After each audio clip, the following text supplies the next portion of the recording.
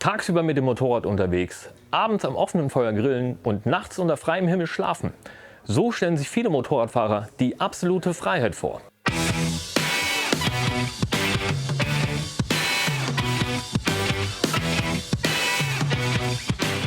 In der kommenden Folge des Metzeler Table Talk reden wir mit einer jungen Dame, die diesen Traum fast tagtäglich lebt, dabei die entlegensten Ecken von Europa entdeckt hat und klären die Frage, mit welchem Reifen man auch am winterlichen Polarkreis noch sicher Motorrad fahren kann.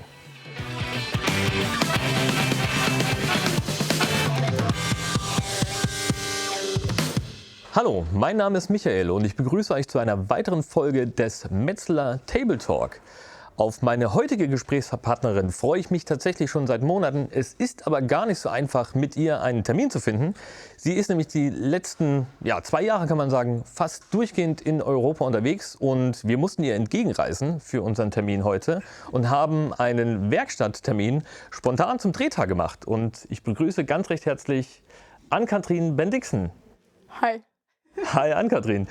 Freut mich, dass du die Zeit gefunden hast und dass wir uns hier treffen konnten. Wir sind in einer ganz besonderen Location. Die letzte Folge haben wir mit Horst Seiger zusammen aufgenommen. Da waren wir am Bilsterberg, also auch nicht im Studio. Heute sind wir beim BMW Gra und Enders in Bad Hersfeld. Und du bist ja eigentlich aus Flensburg, also ganz, ganz weit weg vom hessischen Bad Hersfeld. Und eigentlich endet aber für dich hier so ein bisschen eine Reise. Was hat dich denn am Anfang hierher geführt und wo ging es denn dann hin? Genau, also bei mir war das so, dass ich damals mit meiner Suzuki Bandit gestartet bin, mit der so ungefähr ein halbes Jahr durch die Gegend gereist bin und dann bin ich in einen Kalima gelandet. Das ist so ein Sandsturm von Afrika, der rübergeweht wird auf die Kanarischen Inseln. Und das hat mein Motorrad von innen so ein bisschen zerstört. Dann bin ich wieder hochgefahren und dann hat mein Motorrad einmal ganz laut Bumm gesagt. Und dann kamen hier Gra und Enders und Carl und Co. an und haben gesagt, so, hey, wenn du willst, kannst du eine Maschine von uns fahren. Und dann war ich natürlich richtig glücklich, weil die mir einfach den Arsch gerettet haben. Okay, du hast es jetzt gerade schon so ein bisschen durchblicken lassen. Ich habe vorhin angedeutet, du bist seit 2 Jahren jetzt unterwegs. Du hast gerade von dem Sandsturm erzählt und von den Kanarischen Inseln. Das heißt, du bist keine, ich sag mal, normale Motorradfahrerin, sondern du machst es mehr oder minder als Lebensinhalt. Und ja, genießt quasi das Motorradleben so, wie man es sich eigentlich nur wünschen kann. Bevor du auf die Kanarischen Inseln gekommen bist, wie ging denn deine Reise los? Katastrophe. Also, ich war damals krank und die Ärzte wussten nicht so genau, was mit mir ist. Und also kurz und knapp, ich hatte eine Zyste im Kopf und man musste das operieren. Und dann lag ich ganz lange im Krankenhaus und ich habe mein Leben überdacht und ich war so, scheiße. Wenn ich jetzt sterbe, dann habe ich ja nichts in meinem Leben erreicht. Vielleicht habe ich ein tolles Abi, aber das war mir völlig gleich. Ich wollte einfach nur die Welt sehen und ich wollte irgendwas erleben, wo ich stolz am Ende meines Lebens sagen kann, oh geil, dass ich das erleben durfte. Und wäre ich da gestorben, oh Gott, ich habe ja nichts gesehen. Und dann dachte ich, okay, ich habe zwar eigentlich kein Geld, 400 € hatte ich damals. Und dann dachte ich, ja gut, man kann es ja mal probieren. Habe mich auf meine alte Suzuki Bandit gesetzt und bin losgefahren. Total naiv, total dumm. Keine Ahnung, wie ich es geschafft habe, aber ich bin heute noch unterwegs. Und das wahrscheinlich dadurch, dass ich auf vielen Bauernhöfen hier und da gearbeitet habe und ja, extrem wenig an Geld einfach benötige durch meinen Lebensstil. Das vergessen ganz viele Leute immer. Viele denken immer, oh, wenn man so reisen geht, man braucht doch voll die Asche. Aber ich habe einfach kein Geld gehabt, als ich gestartet bin und habe hier und da immer mal nach Jobs gesucht und so, mich über Wasser gehalten und hatte so, also wenn ich 50 € hatte, ich war reich. Das war einfach geil. Und dann bin ich damit weiter und weiter und dann war ich auf den Kanarischen Inseln und da habe ich dann, ich glaube, 3 Monate gelebt und war Teneriffa und Lanzarote, da die Ecke. Es war auch wunderschön und sehr günstig, gerade Lanzarote. Und so schön, die Strände sind so hellblau, das Wasser. Und so Palmen, so richtig idyllisch. Ja, das habe ich gefühlt. Und bist dann dabei auch hängen geblieben und hast quasi die Reise fortgesetzt. Aber jetzt muss ich da tatsächlich nochmal auf einen für mich sehr, sehr entscheidenden Punkt hinweisen. Ich habe gesagt, du bist jetzt seit 2 Jahren unterwegs, bist gerade mal gut 21 Jahre alt und man macht ja seinen Motorradführerschein in der Regel mit 18, ne, wenn man mit dem normalen A2 oder mit dem A-Führerschein einsteigt. wenn du jetzt schon 2 Jahre unterwegs bist, hast du natürlich sehr, sehr früh mit deiner Reise angefangen. Wie viel Fahrerfahrung hattest du denn, als es losging mit der Reise? Gar nichts. So lustig. Ich habe den Führerschein gerade vorher gemacht, habe mir diese Suzuki Bandit gekauft und da waren die Bremsen noch nicht gut und ich hatte alte Reifen drauf. Und ich dachte mir, ja gut, eine Probefahrt kann man ja mal machen. Und das Erste, was passiert, die erste Kurve, ich lege mich direkt hin. Danach habe ich mich nie wieder raufgesetzt, bis zu dem Zeitpunkt, wo ich losgefahren bin. Also eigentlich fing meine Fahrerfahrung mit der Suzuki Bandit an mit der Reise. Vorher habe ich meine Honda CBR 500, keine Ahnung, ein paar Monate gefahren, aber auch nicht wirklich. Also mal hier und da so ein bisschen, aber also ich konnte einfach nicht fahren. Ich weiß auch nicht, ob ich es jetzt schon kann, aber immerhin lebe ich noch. Und hast jetzt ja inzwischen halt wirklich Zehntausende Kilometer Fahrerfahrung gesammelt. Wie kannst du es beziffern? Also wie viele Kilometer du, ich sag mal, sprichwörtlich auf der Uhr hattest, als du losgefahren bist? Also als ich losgefahren bin? Also, wie viel ich jetzt habe, ne? Oder was? Nee, als du deine Reise gestartet hast, ne? Wie viel Kilometer Fahrerfahrung du tatsächlich hattest? Ach so, ja, nix. Also keine Ahnung, das kann ich nicht sagen. 1000 vielleicht? Also wirklich? Also ich weiß das nicht, ich kann das nicht beantworten. Aus Motorradperspektive? Sehr, sehr wenig. Also sehr wenig. Sehr wenig. Wie hat sich das denn dann tatsächlich, also gerade dieses Herantasten ans Motorradfahren im Rahmen der Reise entwickelt? Du bist dann vermutlich bei dir in Flensburg gestartet und dann erste Station ging wohin? Lörrach, also oder Hamburg. Ich bin von hier aus gefahren mit dem Motorrad nach Hamburg, bin dann auf den Autozug und bin mit dem Autozug runter nach Lörrach und von da aus hatte ich auch gar keinen Plan, dadurch, dass ich nach dem Autozug ja auch eigentlich gar kein Geld mehr über hatte. Konnte ich auch nicht sagen, okay, ich plane jetzt da mal das Hotel, das Hostel, ich hatte keine Anlaufstellen. Bin dann von da aus weiter nach Schweiz, Österreich, Italien und ich weiß noch, dann bin ich in Lörrach angekommen und es war schon fast dunkel und dann dachte ich mir so, scheiße, ich habe voll Angst im Zelt zu schlafen. Und dann bin ich so diese kleinen Wege lang gefahren und dann waren die Bäume links und rechts und die sahen so, ich weiß nicht, ich hatte irgendwie Angst, dass der Mörder hinter mich abstechen, wenn ich da jetzt schlafe. Deswegen bin ich weitergefahren durch nach Mailand und habe mir dann da das günstigste Hostel rausgesucht für 11 €. Musste auf der Schweiz noch eine Jahresplakette für die Autobahn kaufen für 40 € und noch eine SIM-Karte, die in der Schweiz gültig ist, für 20 €. Sprich eigentlich, das war der erste Tag meiner Reise und ich war komplett ripped danach. Ich hatte einfach nichts mehr. Also ich dachte, ich habe so kalkuliert, ja 2 Wochen mit dem Geld komme ich hin. Nö, das hat nicht so funktioniert. Und jetzt für mich die alles entscheidende Frage, wie geht man dann mit der Situation um und wie lässt sich dann die Reise dann überhaupt fortsetzen? Ich habe geheult. Ich saß so in der Ecke. Ich weiß noch, ich saß, bevor ich zum Hostel bin, habe ich angehalten und ich weiß noch, dass ich auf der Straße saß und geheult habe und mir dachte, so scheiße, was habe ich mir dabei gedacht? Ja, und dann habe ich mir das Hostel halt von meinem mehr oder weniger letzten Geld gekauft.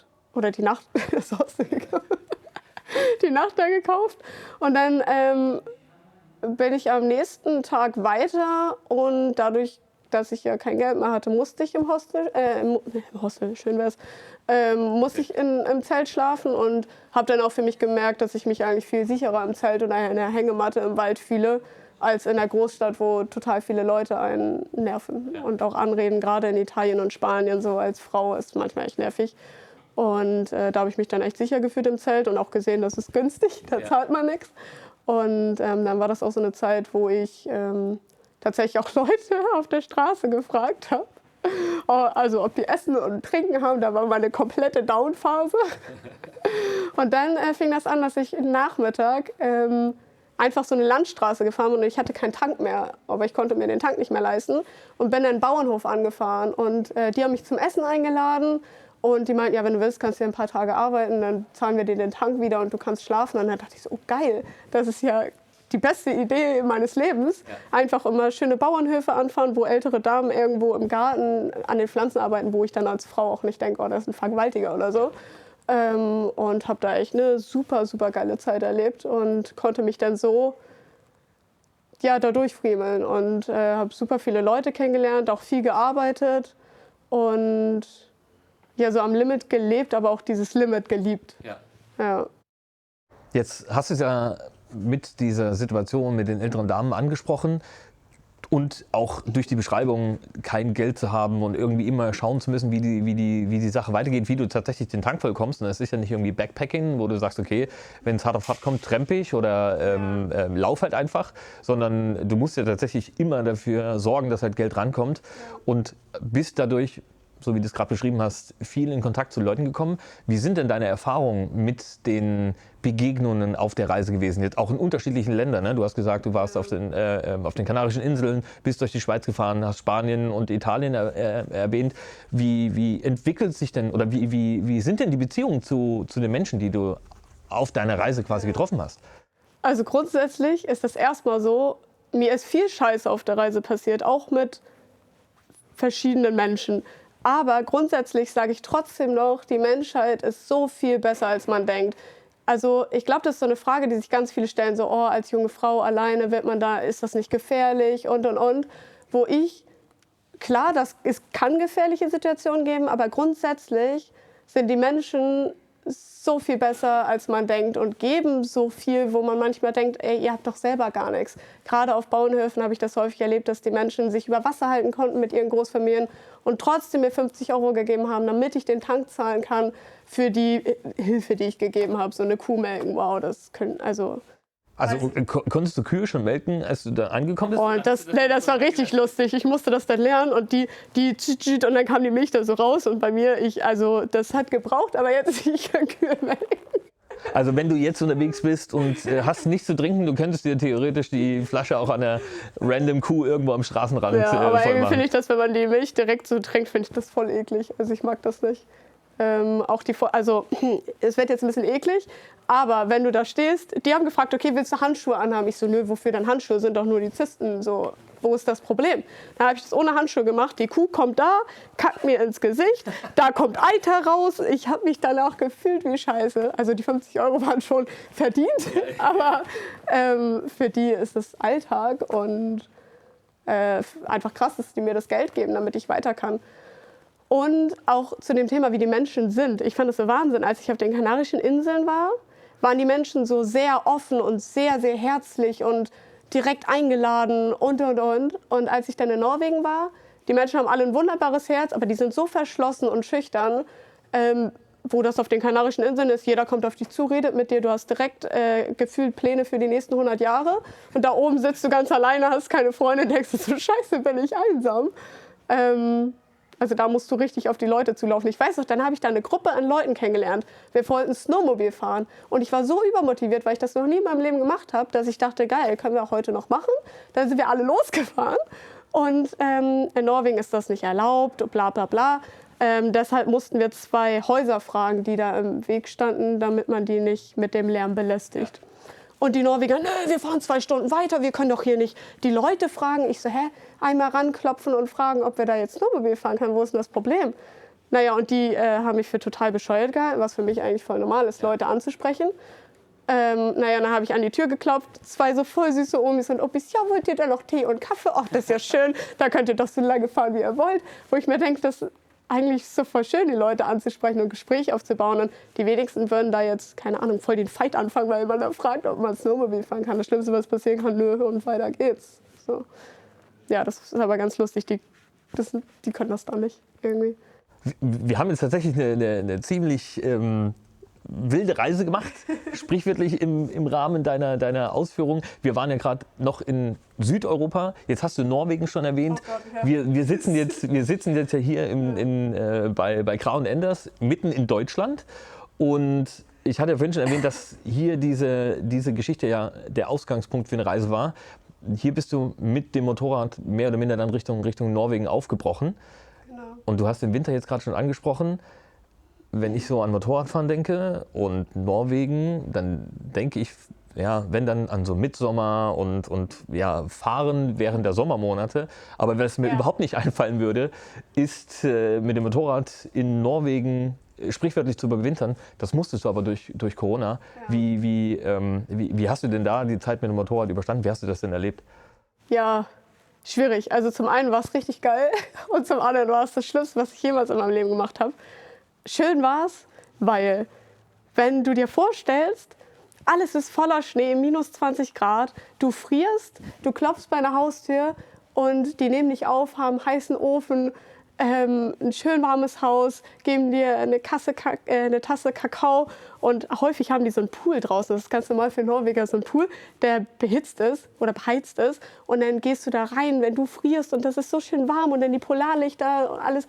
Also das ist so wahnsinnig schön, dass ich heute sagen würde, die schönen Erinnerungen überwiegen und auch das Snowboardfahren da und Skifahren und Snowboard, das war für mich eine andere Welt, die einfach nice war, aber Alter,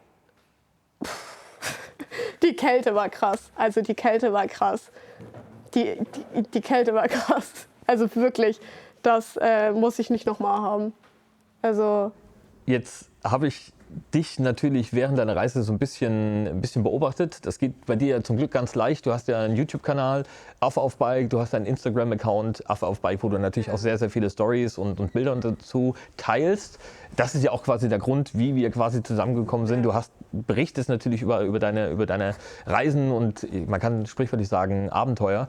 Und vieles dessen, was man da so sieht, ist ja schon sehr, sehr spektakulär, malerisch, also gerade jetzt in Norwegen mit den Bergen und dem Schnee. Und man hat eben auch gesehen, dass du da schon relativ abgehärtet bist. Ne? Du bist ja auch irgendwie gefühlt bei -4 Grad irgendwie in irgendwelche Gletscherseen gesprungen und hast da gebadet. Ja, da wird es auch ganz anders, wenn ich zurückdenke. Damals hat das auf jeden Fall einen sehr souveränen Eindruck gemacht. Also du machst auf jeden Fall einen recht abgehärteten Eindruck. Bist aber trotzdem tatsächlich auch im norwegischen Winter nicht nur in den warmen Pool von den Nachbarn gesprungen, sondern auch mit dem Motorrad tatsächlich gefahren, ne? Ja, das, ja. Ja, nee, also es ist so lustig. Jetzt gerade, wenn ich zurückdenke, denke ich einfach so, scheiße, das war kalt, warum habe ich das gemacht? Aber im Nachhinein, ich würde es immer wieder machen, weil die Erinnerungen, die ich da gesammelt habe, waren vielleicht die schönsten Erinnerungen, die ich jemals sammeln durfte. Wenn ich daran zurückdenke, ich bin einmal im Süden Norwegens auf den Gletscher hochgefahren, habe mein Zelt auf dem Berg aufgeschlagen. Das war die krasseste Aussicht, die ich jemals in meinem Leben hatte. Habe dann noch gebadet im Wasser, habe mir so den Arsch abgefroren, dann gegessen mit meinem kleinen Kocher und weiß, dass ich morgens aufgewacht bin. Der Schnee fiel auf mein Zelt und das hat das Zelt so runtergedrückt, dass ich halt... Also hat es richtig geschneit? Das hat richtig geschneit und dann musste ich das Zelt wieder hochdrücken. Und dann habe ich das so aufgemacht und wir hatten so einen Sonnenaufgang. Das war der schönste Sonnenaufgang, den ich je gesehen habe und alles voller Schnee und Eis, wo ich in dem Moment gar nicht daran gedacht habe, weil ich noch keine Spikes in den Reifen hatte. Scheiße, wie komme ich hier wieder weg? Ich war einfach so krass, ich bin im Paradies angekommen und dann denkst du auch an nichts anderes, du genießt einfach. Und deswegen, das war das schon wert. Klar, die Kälte, die kann dich auch richtig zerfressen bis auf die Knochen. Aber irgendwann kommt auch der Punkt, wo du nichts mehr spürst. Es wird dann schlimm, wenn du wieder irgendwo dich aufwärmst und dann also es tut so weh, wenn deine Körperteile auftauen. Keine Ahnung. Also das ist schmerzhaft, aber irgendwann ist so ein Punkt erreicht, da fühlst du auch einfach nichts mehr. Du hast dein Motorrad sprichwörtlich mitgebracht. Das ist ja auch der Grund, warum wir uns hier in Bad Hersfeld getroffen haben. Ja. Du hast dein Bike hier hinter uns stehen. Wir haben eben die Erwähnung der Spikes schon gehört und bist über die Wintermonate mit dem Metzler Karo Street gefahren. Ja. Das war, glaube ich, also diese Art von Reifen, die ja so eine M&S-Markierung haben, den braucht man, glaube ich, in Norwegen, um überhaupt im Winter mit dem Motorrad fahren zu dürfen. Ohne wäre es das ist Katastrophe ohne. Das ist so schon echt, wenn du im Schnee fährst, also hätte ich die Reifen und die Spikes nicht gehabt, ich wäre ja nicht mal einen Meter gekommen. Also du kommst nirgendwo durch andernfalls. Und es ist auch gar nicht erlaubt, da oben ohne Spikes zu fahren. Das war nämlich das, weil wir hatten ja damals Kontakt, da hattest du das ja, glaube ich, angedeutet, dass du allein schon damit du überhaupt fahren darfst und kannst, natürlich die Spikes nutzen musst. Ja. Jetzt ist das ja eine Erfahrung, die man als normaler Motorradfahrer ja eigentlich nicht sammelt. Wie ist da dieses Fahrerlebnis? Unterscheidet sich das, sage ich jetzt mal, vom normalen Fahren? Vorderrad hat ja keine Spikes, ne? Das ist ja nur am Hinterrad gewesen, ne? Oder nee, beide. Waren beide? Ja. Es unterscheidet sich definitiv vom normalen Fahren. Also wenn du dich da in eine Kurve legst. Ich hatte zum Beispiel die Spikes nur am meisten in der Mitte des Bikes. Also sprich an des Reifens, sprich an der Seite waren keine Spikes. Und wenn du dich dann in die Kurve legst, also du bist weg. Deswegen immer gerade fahren, ganz langsam deine 30 km/h da durch die Gegend gucken und voran geht's. Also das ist wirklich, das geht langsam voran. Ich habe mir vorhin ja dein Motorrad ein bisschen genauer angeschaut. Vielleicht können wir auch das eine oder andere reinblenden. Man sieht tatsächlich, dass es ein Reisemotorrad ist. Ne? Da ist der Bremshebel abgebrochen und auf der linken Seite die Verkleidung gerissen. Wie viele der Schäden gehen tatsächlich auf die Stürze im Schnee zurück? Weißt du, wie oft du da auf der Nase gelegen hast? Trotz Spikes, sage ich jetzt mal. Es ist lustig, ich habe mich nicht einmal abgeledert und mein Motorrad selber zerstört. Den Schaden, den man da jetzt sieht, der ist auf dem Gletscher passiert. Da bin ich hochgefahren auf den Berg und wollte mir einen Gletscher angucken. Und da bin ich so eine ganz kleine Seitenstraße lang gefahren. Und ein Camper hat zurückgesetzt und mich übersehen. Und ich konnte halt nicht so schnell mit meinem Bein zurückspringen. Sprich, der hat mich einfach umgefahren. Und dann bin ich gegen den Felsen geknallt und dadurch ist jetzt der Schaden an der Verkleidung. Und auch, ja... Also, es tut weh, auf jeden Fall. Es tut so weh. Ich habe die echt gut behandelt. Aber dadurch, dass die halt nur minus 20 Grad erlebt hat und jetzt auf dem Gletscher noch zerfahren worden ist, ja, das sieht schon gebraucht aus jetzt. Definitiv. Aber es soll es auch. Also ich finde das auch, eigentlich finde ich sogar cool. Wenn ich dir jetzt angucke, da stecken Erlebnisse hinter. Zum Beispiel dieses BMW-Zeichen. Man ist ja das blau-weiße Zeichen gewöhnt. Ja, man sieht es ja gar nicht, ja. Und da hat sich Wasser zwischen gesammelt und es ist eingefroren und dann sind die einfach bei der Fahrt abgesprengt. Ja, abgesprengt. Frostsprengung. Ja. Verrückt. Also ich kann es nur nochmal betonen, dass ich es einfach total faszinierend finde, wenn man so früh, also mit so wenig Fahrerfahrung quasi in so ein Abenteuer reinstartet. Jetzt muss ich tatsächlich doch noch mal fragen, ich hatte es vorhin angedeutet, du bist mit vielleicht 1000 Kilometer Fahrerfahrung losgefahren, hast jetzt aber gerade gesagt, dass dir mit diesem Motorrad selber eigentlich nichts passiert ist, du bist nicht gestürzt. Ja. Was hast du denn jetzt im Laufe der, ich sag mal, Südeuropa-Rundreise und jetzt in der Zeit in Norwegen an Gesamtkilometer gesammelt? Kannst du das beziffern? Ja, also ich denke so um die 60.000 sind das jetzt um den Dreh. Also, in 2 Jahren durch Europa. Also mit der habe ich jetzt nur 15.000. Dadurch, dass es so kalt war, sitzt man da nicht, keine Ahnung, 500 Kilometer und denkt sich, geil, ich will noch weiter. Aber bei der Suzuki habe ich echt richtig, richtig viel gerissen an Kilometern. Und das ist auch eine Maschine gewesen, die ist immer weitergefahren. Und die ja auch. Also ich habe mit beiden nie Probleme gehabt. Bei der Suzuki, klar, ich habe mal Zündkerze gewechselt, Luftfilter ausgeklopft und einmal den Vergaser gereinigt. Aber das sind so Sachen, ja, die kann man als Laie schnell lernen. So. Und alles andere bin ich mal gespannt mit meinem neuen Projekt, jetzt, was da schief geht. Oh Gott. Neues Projekt. Ja. Du deutest es jetzt schon gerade an. Vorhin in der Anmoderation hatte ich das ja schon gesagt, oder beziehungsweise im ersten Teil unseres Gesprächs, dass du hier das Ende einer Reise quasi begehst, ne? Und aber das mehr oder weniger der Absprung schon ins nächste Abenteuer ist. Was steht denn jetzt an? Ich habe mir eine XT 550 gekauft, der Yamaha von 1982 und dachte mir, nice, irgendwie sieht die geil aus. Mir auch nichts wirklich dabei gedacht. Ich fand einfach, es ist ein cooles neues Projekt. Liegt auch nicht daran, dass ich die BMW nicht geil finde. Ich liebe die nach wie vor. Es ist einfach so für mich, dass ich Bock drauf habe. Hab mir die geholt und die war so günstig, dass ich dachte, geil, die brauche ich. Aber natürlich war die günstig, weil da noch so viel dran gemacht werden musste. Naja, und dann fing ich mit meinen Amateurhänden an zu schrauben. Habe auch vieles hinbekommen. War echt stolz auf mich. Aber die Ersatzteile waren so teuer wie ein neues Bike. Sprich, ich habe mir dann noch eine XT 550 gekauft. Und jetzt bin ich gerade dabei, die beiden zusammenzuschrauben. Eine aus der zu machen und habe die andere verschenkt.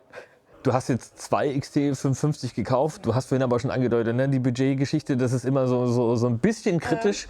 Ja. Ich habe überhaupt gar keine Ahnung, was kostet so ein Motorrad? Also wenn du sagst 82 und es ist günstig, dann ist es, so wie du sagst, wahrscheinlich eine Bastelbude und kostet 800 Euro oder ja, so. Also ich habe richtig Glück gehabt. Ich habe jetzt im Nachhinein auch noch reingeguckt und würde ich diese XT wieder aufbauen, man kann teilweise echt 5.000 Euro für die Dinger bekommen.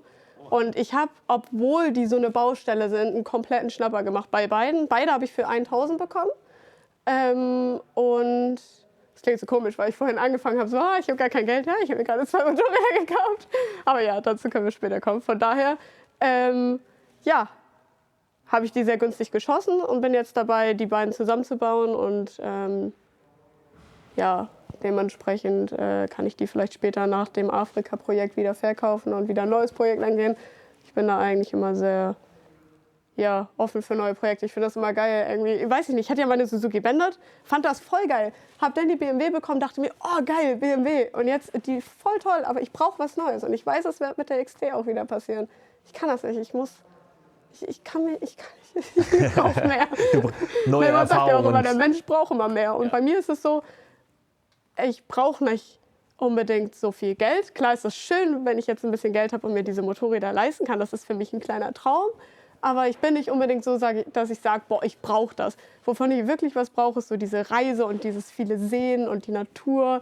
Das ist so das, wo ich wirklich nach immer mehr strebe. Aber dass ich mir das jetzt leisten konnte selbst, ist so ein Highlight und für mich so das ist mein kleines Baby. Und da freue ich mich jetzt richtig drauf rüber nach Afrika. Bin aber auch sehr gespannt, weil die BMW und auch die Suzuki Bandit vorher beide so reibungslos liefen. Und jetzt mit so einem Motorrad, wo ich selber auch noch mit meinen Händen bei war. Ich sehe mich ja schon nach 50 Kilometer stehen, weil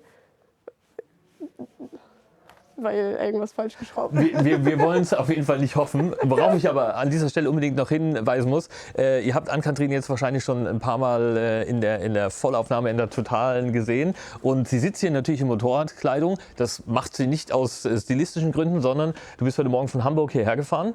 Bist da auch hart in den Regen gekommen. Und was ich sehr, sehr cool finde, worauf ich auf jeden Fall hinweisen muss, die Stiefel sind mit Gummibändern und ein bisschen Alufolie zusammengehalten, damit es so einigermaßen dicht ist. Also es geht ja wirklich nicht um Kohle oder was, sondern es ist tatsächlich alles dem Motorradfahren so ein bisschen untergeordnet, nicht ein bisschen untergeordnet, kann man sagen. Ne? Und du tust halt einfach alles dafür, dass die Reise sprichwörtlich weitergeht. Jetzt hast du die 3 Motorräder angesprochen, deine Suzuki, die BMW, jetzt die XT. Oh, ich fühle mich voll reich.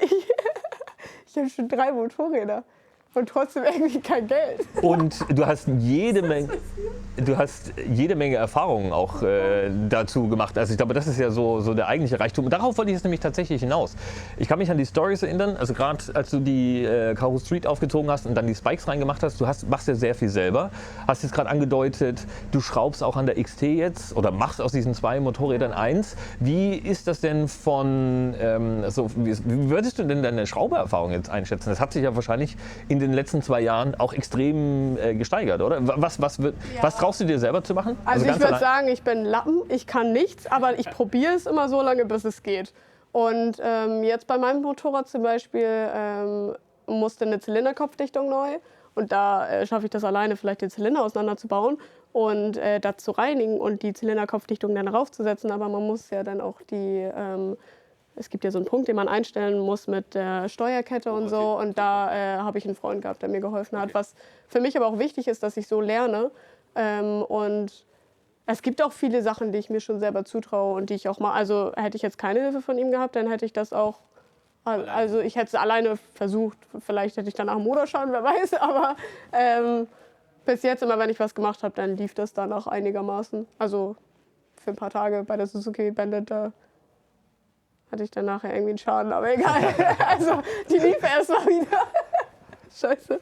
Also du gehst jetzt auf jeden Fall auch mit einem mutigen Ansatz Richtung Afrika und du hast das so schön mit planlos, also jetzt geht er planlos nach Afrika. Wie planlos ist denn die ganze Geschichte? Also gibt es schon irgendwie eine erste Zwischenetappe, ein erstes Zwischenziel, wo du irgendwie hin willst? Also außer mit der Fähre auf den anderen Kontinent übersetzen? Nee, also ich werde jetzt am Anfang in Afrika als Fotograf begleiten und für eine Rallye Bilder schießen und werde danach frei alleine weiterfahren.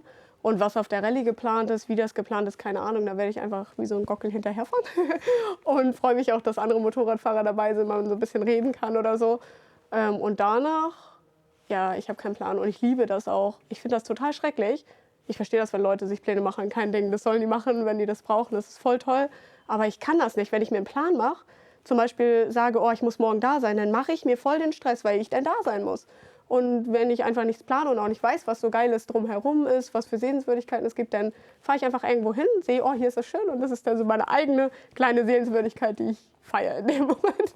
Und da Habe ich keinen Plan für Afrika. Nö. Also lässt das wieder auf dich zukommen. Ja. Das Schöne ist, wir müssen ja den Plan auch gar nicht, also wir brauchen den Plan ja theoretisch gar nicht zu wissen, weil, ich hatte es ja angedeutet, du dokumentierst die ganze Geschichte ja sowieso auf Instagram und auf YouTube. Jetzt muss ich aber an der Stelle dazu erwähnen, dass du noch was sehr, sehr Klassisches gemacht hast. Du hast nämlich die Zeit in Norwegen und auch die Reisezeit davor so ein bisschen dafür genutzt, ein Buch zu schreiben, das jetzt am 15. September... Nee, es wird auf den 21. verschoben. Okay, am wurden so viele Bücher 21. September ist Premiere. Du hast uns auch hier schon ein Exemplar mitgebracht, heißt Biker Girl. Da ist auch tatsächlich die Suzuki Bandit noch mit drauf, so wie es losging. Ja. Und jetzt stelle ich mir natürlich die Frage, wie kommt es denn dazu, dass man, obwohl man, ich sag mal, so die modernen Medien bespielt, eben diesen doch sehr klassischen Weg eben geht, ein Buch zu schreiben. Was war denn da der Auslöser? Also ich war damals mal 5 oder so, wie jeder andere auch. Und dann bin ich in so einen Buchladen reingelaufen und meinte zu Mama, irgendwann schreibe ich mal ein Buch und das liegt hier drin. Also es war so von klein auf mein Traum, dass ich ein Buch schreibe und das veröffentliche. Keine Ahnung warum. Das ist, ich glaube, den Traum haben nicht viele. Und ich kann das gar nicht beschreiben. Ich war dann auf meiner Reise und weiß noch, dass ich auf Sardinien war und am Strand lag mit meinem alten Schrottlaptop damals noch und habe dann angefangen zu schreiben und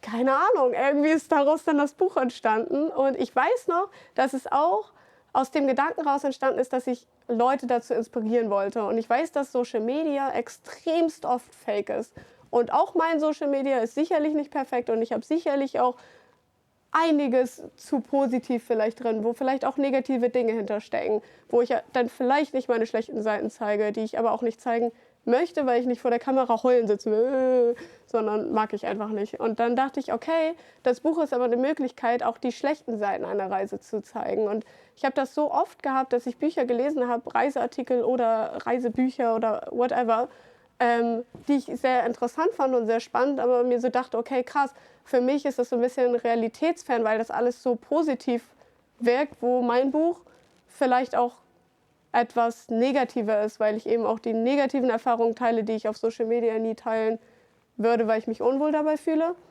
Und habe das so genutzt, meine Erfahrungen zu teilen und Erlebnisse zu teilen, die ich mich anders nicht teilen zu trauen würde, keine Ahnung.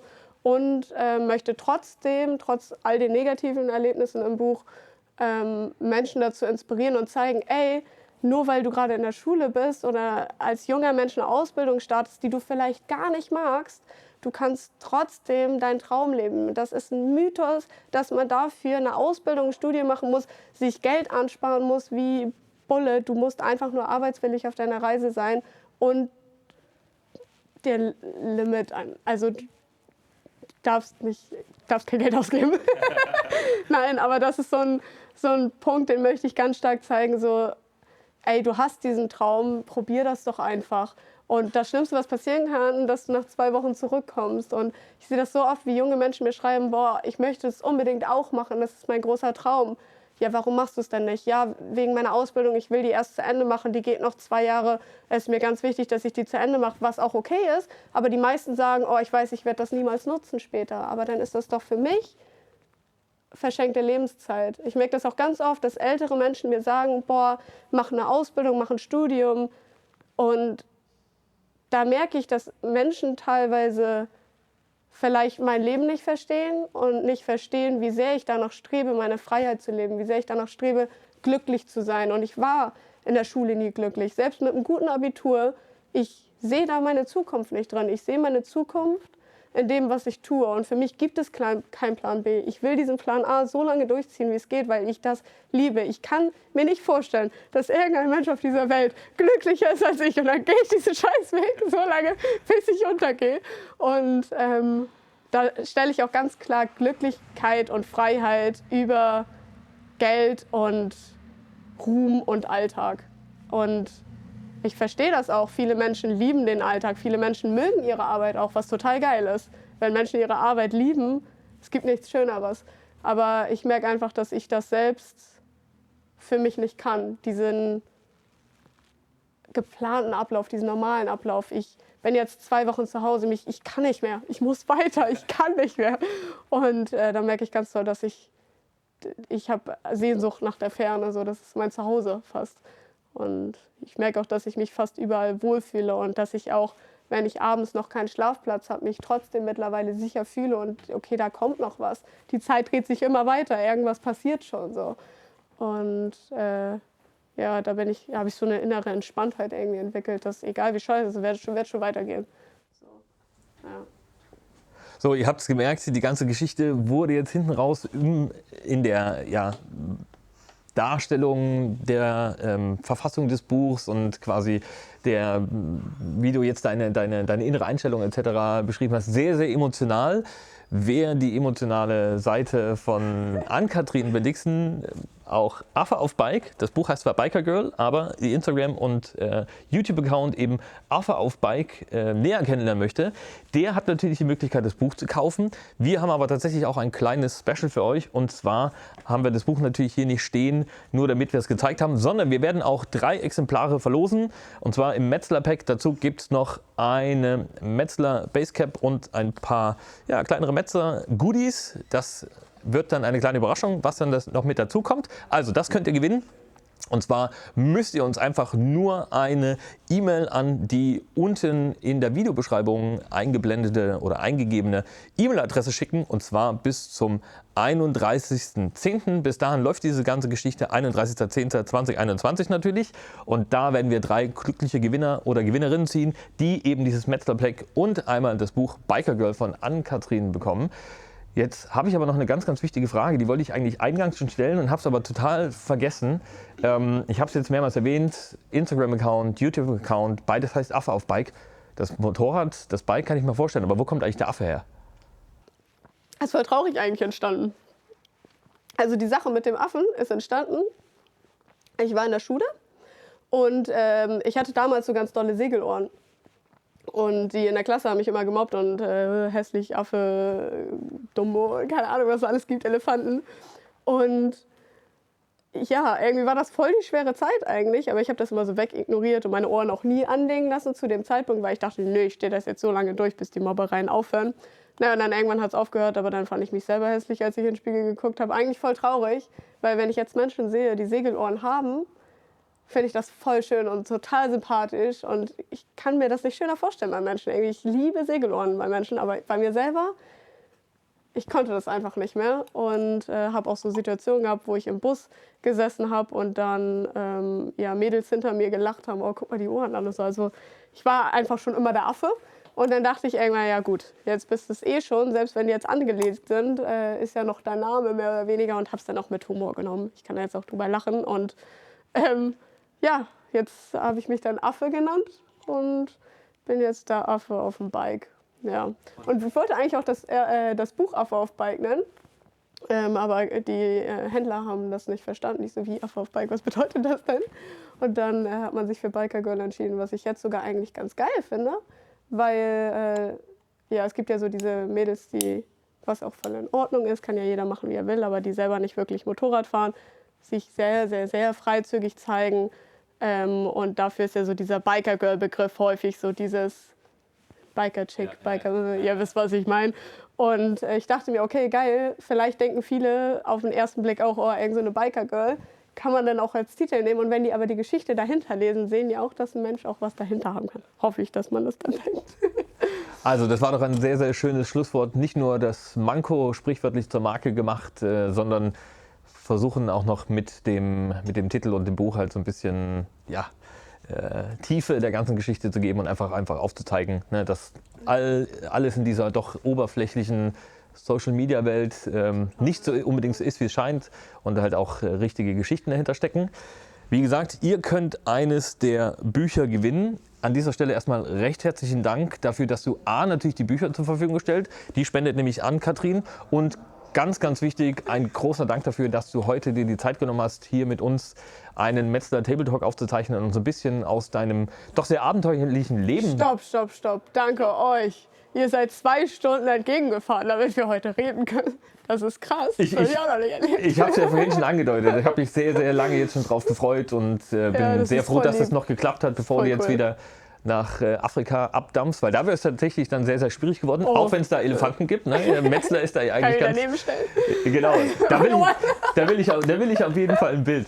Also, wie gesagt, ganz, ganz herzlichen Dank und ich muss mich natürlich auch recht herzlich bei BMW Crown Enders bedanken, die uns diese Aufnahme hier überhaupt erst ermöglicht haben. Ich hatte es ja angedeutet, wir sind ja sprichwörtlich, wir sitzen zwar im Showroom, aber das ist im Rahmen von einem Werkstatttermin entstanden. Vielen Dank an dieser Stelle. Falls ihr im Hintergrund vielleicht das eine oder andere Geräusch gehört haben solltet, wir sitzen hier im Showroom, der Betrieb geht natürlich ganz normal weiter, hier waren auch Kunden ab und zu mal drin, also an dieser Stelle Entschuldigung für vielleicht das eine oder andere Störgeräusch im Hintergrund. Ich hoffe, es hat euch trotzdem gefallen, würde mich natürlich sehr freuen, wenn ihr unseren Metzler-Kanal abonniert und einen Kommentar und ein Like für das Video da lasst und vielleicht eure Erfahrungen auch teilt, wenn ihr unterwegs gewesen seid.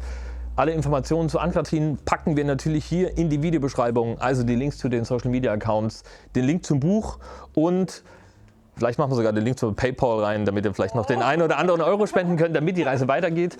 Und jetzt haben wir genug geredet. Warte, ich will mich noch bedanken.